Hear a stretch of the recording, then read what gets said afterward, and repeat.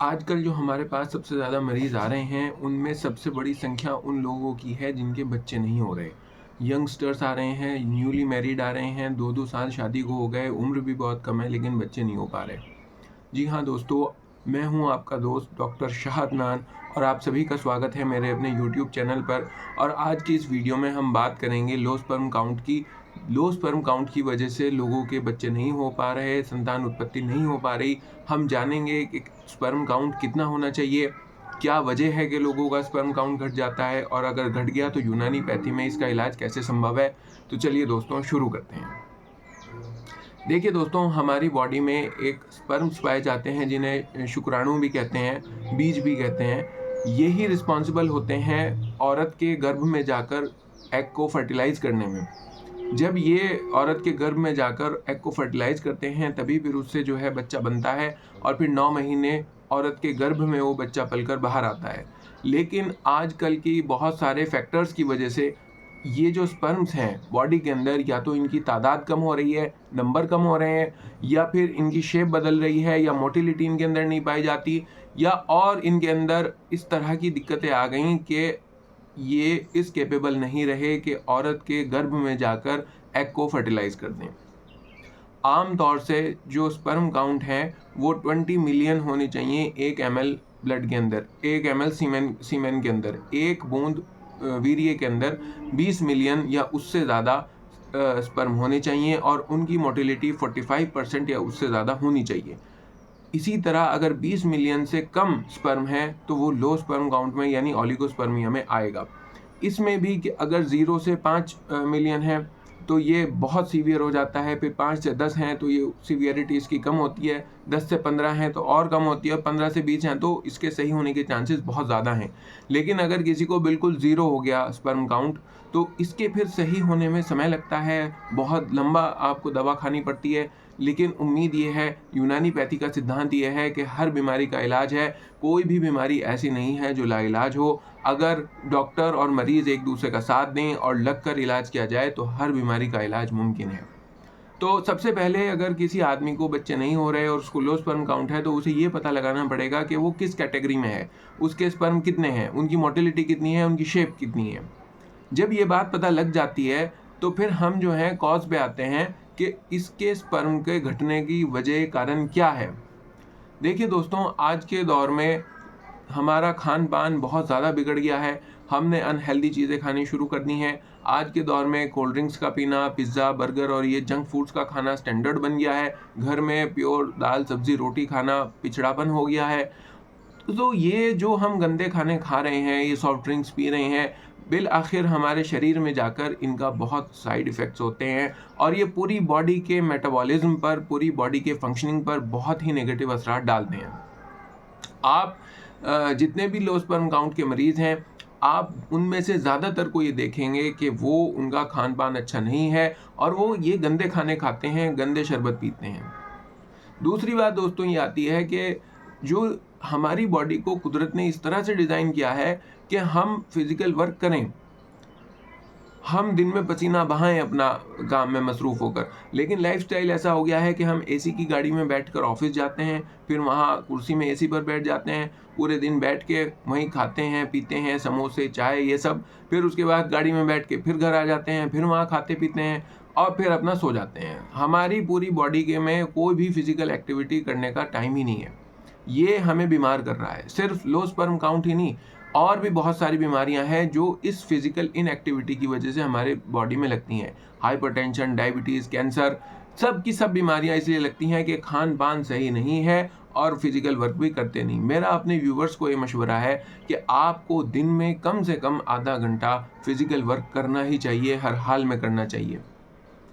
और जो लोग आधा घंटा नहीं निकाल पाते, सुबह को जिम में मॉर्निंग वॉक के लिए नहीं जा पाते, शाम को नहीं जा पाते, तो उन फैमिलीज़ को, उन लोगों को अपना समय जिम में दे देना चाहिए। 1 घंटा पूरी फैमिली जिम में जाए। हस्बैंड भी जाएँ, वाइफ़ भी जाएँ, बच्चे अगर छोटे हैं तो जिम में इस तरह के अब इंतज़ामात भी होने लगे हैं बच्चों के, और अगर बड़े हैं तो देखें, मैनेज करें। लेकिन आप बच्चों को, फैमिली को, बिज़नेस को तभी तो देख पाएँगे ना, जब आप खुद स्वस्थ होंगे। अगर आप खुद ही स्वस्थ नहीं हैं तो कुछ भी नहीं है फिर तो। तो मैं यही कहना चाहता हूँ कि आप फिज़िकल वर्क ज़रूर करिए और अपने खान-पान को अच्छा करिए। ओकेज़नली कभी महीने में 1 बार, 3 महीने में 1 बार कोई दोस्त अहबाब मिले और हमने सब खा लिया तो ठीक है। लेकिन हम इसे स्टैंडर्ड सिंबल बना लें और रोज़ बस यही ऑर्डर हो रहा है तो फिर तो उसमें मसले हैं और उसमें दिक्कत है। फिर वो आपका बीमार होना तय है। एक और वजह इन दोनों के अलावा, ये तो मुख्य कारण है, ज़्यादातर लोगों में मिलते हैं, लेकिन लो स्पर्म काउंट की एक बहुत बड़ी वजह ये है, यंग लड़कों में ख़ास तौर से, जो लड़के जाते हैं जिम में। जिम में इस तरह के उन्हें सो कॉल्ड प्रोटीन दिए जाते हैं, इस तरह के सो कॉल्ड टेस्टोस्टेरोन के इंजेक्शंस लगवाए जाते हैं, एनाबॉलिक स्टेरॉइड्स उनको दिए जाते हैं जिन्हें वो प्रोटीन बताते हैं, जिनसे उनकी बॉडी बढ़ती है, जिसके वो इंजेक्शन लगवाते हैं। ये एनाबॉलिक स्टेरॉइड्स बॉडी के अंदर जाकर बॉडी के स्पर्म बनाने के मैकेनिज्म को तहस-नहस बर्बाद कर देते हैं। और देखने में ये एक इर्रिवर्सिबल डैमेज होती है कि अब इसकी डैमेज जो है वो पॉसिबल नहीं है और वो लोग, उनके स्पर्म्स ख़त्म हो जाते हैं और सारी ज़िंदगी परेशान फिरते हैं कि अब हम क्या करें। मैं उन लोगों को भी ये उम्मीद देना चाहता हूँ, देखिए हमारा सिद्धांत ये है, हमारा प्रिंसिपल ये है कि कोई भी चीज़ इर्रिवर्सिबल नहीं है, सब चीज़ें रिवर्स की जा सकती हैं। ज़रूरत है सही इलाज की, सही दवा की और पेशेंट का लग के परहेज़ के साथ दवा खाना और डॉक्टर का मेहनत करना। तो ये जो लड़के जाते हैं जिम में, अगर उनको लो स्पर्म काउंट नहीं भी है और वो मेरी वीडियो ये सुन रहे हैं, तो ज़ाहिर है जो भी आपको प्रोटीन लेना है नेचुरल तरीक़ों से लीजिए, चिकन से लीजिए, अंडे से लीजिए, सोयाबीन से लीजिए, दालों से लीजिए या और जो भी तरीक़े हैं आपके। लेकिन ये जो अननेचुरल सील बंद डब्बों में प्रोटीन पाउडर आते हैं या आपको जिम वाले कहते हैं कि ये इंजेक्शन लगवा लो और इससे बॉडी जल्दी बन जाएगी, इससे तुम्हारा एंड्योरेंस और स्टेमिना बन जाएगा, इसे बिल्कुल ख़त्म करिए।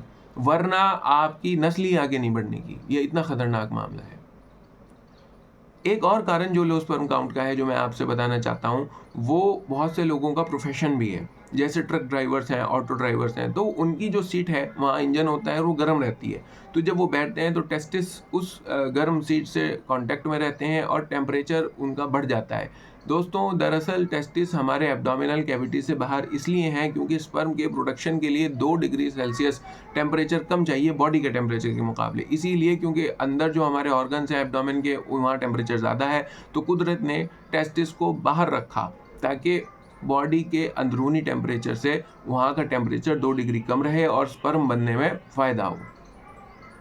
तो यही कारण है दोस्तों कि वो बाहर है और स्पर्म बनता है। लेकिन ऐसे प्रोफेशंस जैसे ट्रक ड्राइवर्स, ऑटो ड्राइवर्स, इनके साथ मसला ये है कि इनका टेम्परेचर घटता नहीं है, बल्कि ये वहीं हॉट सीट्स पर बैठे रहते हैं, जिससे स्पर्म प्रोडक्शन में दिक्कत आने लगती है। तो ऐसे लोगों को सबसे पहले यही अपना बदलना पड़ेगा कि उनको ये जो दिक्कत थी, इसमें उन्हों सीटों को, उसकी जो गर्मी है उससे उन्हें बचना पड़ेगा।